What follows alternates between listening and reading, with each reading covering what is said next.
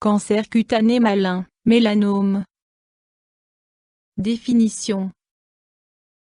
Il s'agit d'un cancer de la peau particulièrement malin dont les couleurs dominantes sont le noir et le brun.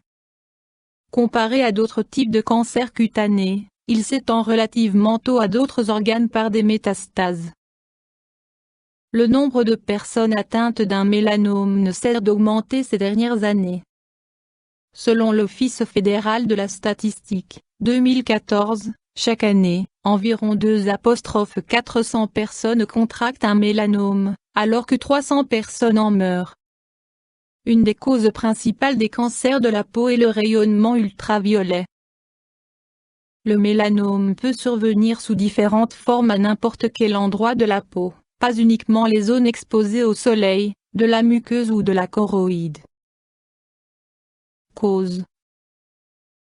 Plusieurs facteurs contribuent au risque de contracter un mélanome. Une protection solaire annuelle est recommandée, voire mesures préventives. Les personnes présentant les critères cités ci-dessous devraient s'auto-inspecter et consulter régulièrement un médecin. Plus de 100 taches pigmentées sur le corps. Des taches pigmentées de forme ou de couleur irrégulière ainsi qu'une évolution / une modification des taches. Lors d'une infection cancéreuse antérieure de la peau ou les personnes dont un parent, un frère, une sœur ou un enfant est atteint d'un mélanome. Lors de la prise de certains médicaments, immunosuppresseurs. Troubles, symptômes. Les manifestations du mélanome peuvent être très différentes.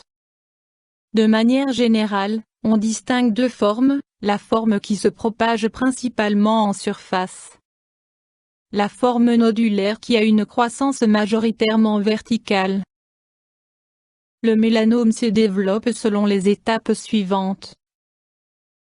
Tout d'abord, une petite tache noire brunâtre se forme. Sa taille augmente. Sa surface change d'aspect, elle devient noire rougeâtre. À un stade plus avancé, la surface de cette tache pourra paraître irrégulière ou bossue. Son contour est souvent flou et effrangé. En cas de blessure, le mélanome peut éventuellement saigner légèrement. La règle APCD est d'une grande utilité pour faire la différence entre une tache normale et un mélanome. A. Moins asymétrie, une tache parfaitement ronde et rarement maligne. B. Moins bordure, un contour flou et effrangé et suspect. C. Moins coloration, plusieurs nuances présentes au même moment sont suspectes. D. Moins diamètre, toute tache supérieure à 0,5 cm ou toute tache dont la taille augmente, est suspecte. E. Moins évolution progressive, la tache a-t-elle une surface bosselée? Point. Si 4 des 5 points précités sont présents, il est vraisemblable qu'il s'agisse d'un mélanome. Par mesure de sécurité, cette tache devrait toujours être resséquée par chirurgie. Examen, diagnostic. Anamnèse avec prise en compte des symptômes du patient. Examen et évaluation par un spécialiste, dermatologue.